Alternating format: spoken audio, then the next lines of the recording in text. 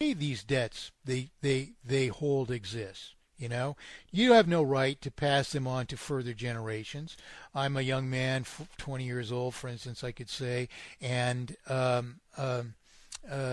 would object to having, perhaps hundreds of thousands of dollars of artificial indebtedness, which only exists to me because those who went before me never paid theirs. I'm saying no. I have a right. This did not serve me. I have a right to deny it.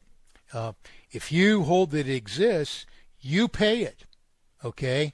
So to do the math as it pertains to the United States, just for example, the average person of the age of 80 over here, if you account for all of the crimes against every further generation, including the derivative scandals, what they have cost to artificially sustain the prices or purported values of the so-called securities markets, what it comes down to is to resolve all of that that's being passed criminally onto further generations accounts for a per capita negative net wealth of $17 million in the United States. You see? So those people can't afford to resist us if we hold them accountable. Okay, if you say that banking is right, then pay your debts. Don't pass them on to me. Are they your debts or are they my debts, is the question then. And you have to pay them if you say they exist, and they can collapse our government, which we need for these reasons, instead of yours, you see. So we hold people accountable. There's no right to pass these debts on to furthers. So a person then in that classification has a question. What do I do?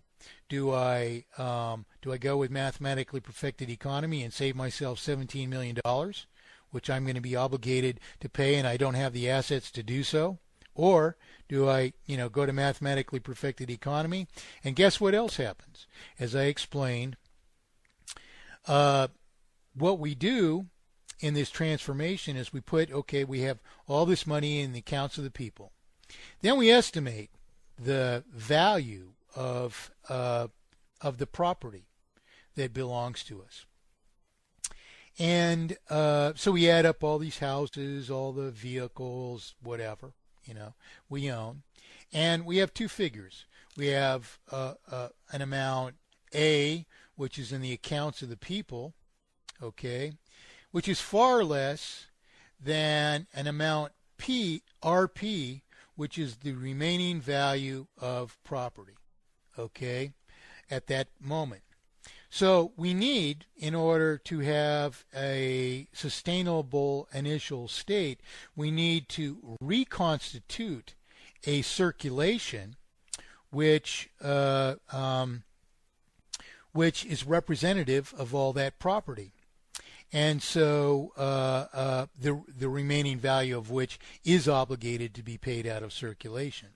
So we simply, by a formula which you decide, we credit the accounts of the people. And my general pattern that I recommend to do this is to eliminate any kind of social security programs for sustaining people in retirement, which also addresses the the pension issues that you people raised in earlier discussions with me. We follow a pattern where we decide what the beginning age of work is and what retirement is, and we force people to save so much over the time that they're working that over the retirement age they can sustain the same standard of living, and say that it's half and half, so we force people to save half of their earnings so that they can sustain themselves over lifespan. So then where they fall on that timeline determines how much they would have saved and how much they would have spent, and so how much they would have had left out of their savings. And so we divide all that up and use that as the pattern to credit the accounts of the people. So we start from a sustainable state. And I know that sounds like we're giving ourselves a free lunch, but what we're doing is we're developing a general method for restoring to the accounts of the people what has been stolen from them, just related to the property that we've been able to quote unquote own, despite this obfuscation of the currency. So this person who's opposed to this because they think that their cost, the value of their IBM stocks or whatever are going to plummet and they're going to lose everything, suddenly actually is going to be restored the very method of sustaining themselves through the rest of their life, existing in a mathematically perfected economy, which so dramatically can reduce the cost of everything to ourselves that it's there isn't any question to an intelligent person what is the better option of the two. So that's the stick and the carrot of it all, and the way to do it. It's basically these two processes of transferring all the accounts to the Common Monetary Foundry, which is comprised largely of software, with, of course, some method of associating accounts with the people, such as these credit cards that we're familiar with using. And the other thing is determining how much money should be in circulation related to the outstanding debts for the remaining value of represented property, and accrediting the accounts of the people by a uniform process, which puts us, as much as is practical, observing our rules for solving inflation and deflation, puts us as much as practical into an initial sustainable state, to what is actually and factually the initial sustainable state that we have to start from in order for everything to be right ever afterward. In other words, for money ever after that day to be an immutable tokenization of value. So that's the whole solution for you, and that's all that's necessary to do. To do that.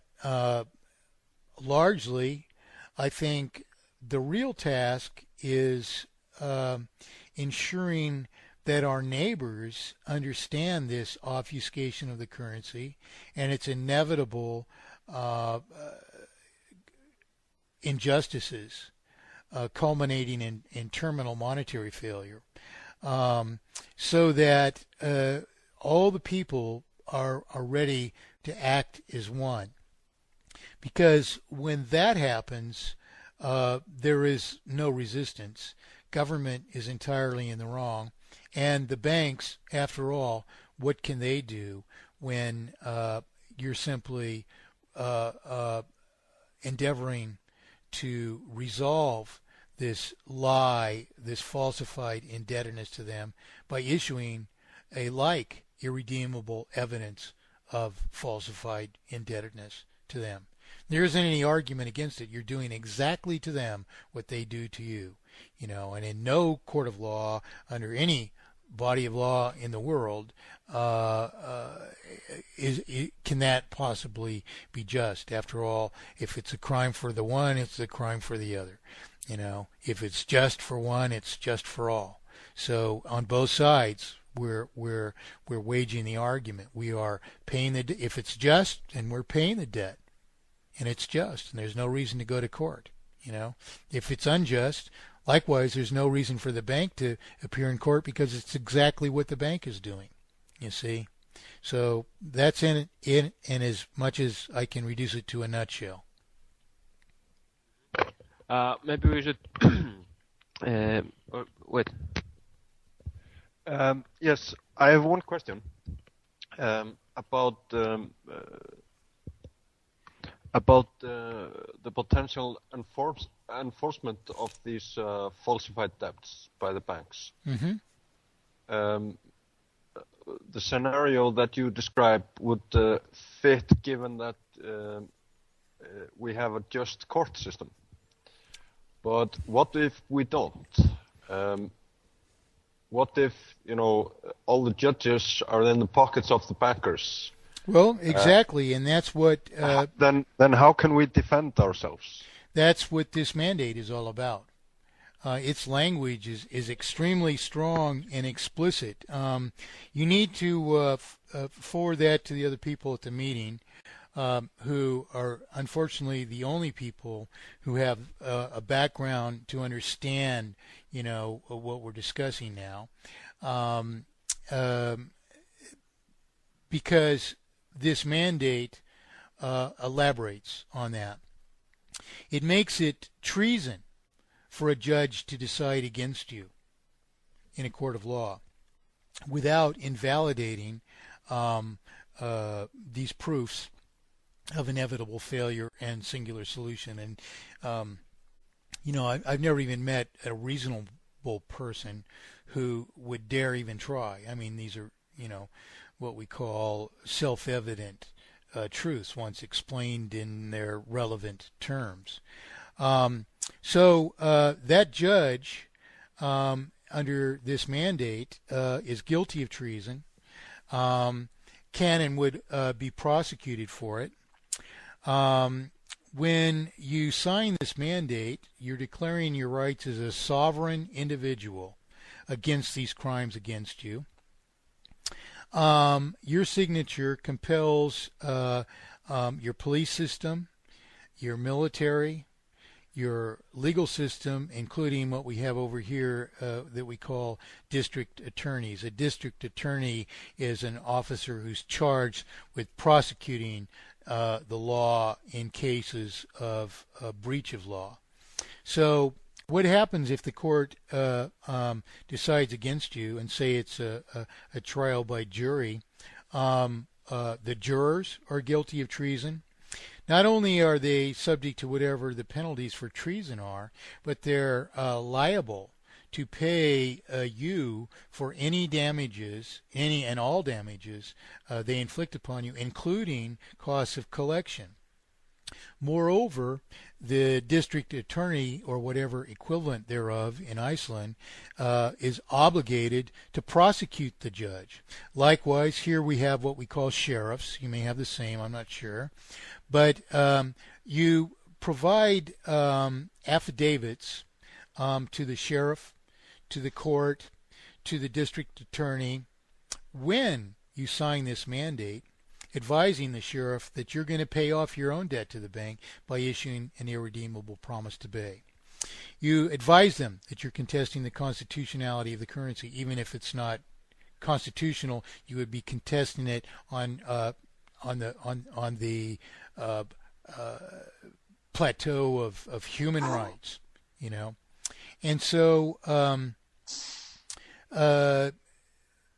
these are every reasonable assurance that you can give yourselves that that judge dare not stand against you. Now, that isn't to say that a judge wouldn't do so anyway. Now, nevertheless, we are divorcing ourselves from that government and denying it has any power whatever to prosecute us so. In fact, in the 10th section, we deny government any power whatever but to comply, and that is to comply in every detail of every stricture of this mandate. So the main thing is to get the people to sign this, to understand the issues, and to sign it, because this is our only salvation, this immediate transformation to mathematically perfected economy. And then, in fact, the government's obligated to create this bank that you may be starting on yourselves. But if you are so inclined to do so, I would encourage you to develop that software, to develop a working model of it that could be hosted on, Linux is a great operating system for this. The software development tools are pretty rough, but being as this is going to be a largely online presence, and Linux is a web server friendly environment, the best probably, it makes for an outstanding platform for developing this presence, which can be replicated, can operate in cloud environments. Every modern advantage is there. You can use I'm not sure that you want to use a commercial SQL database of any kind, but I know that a MySQL cluster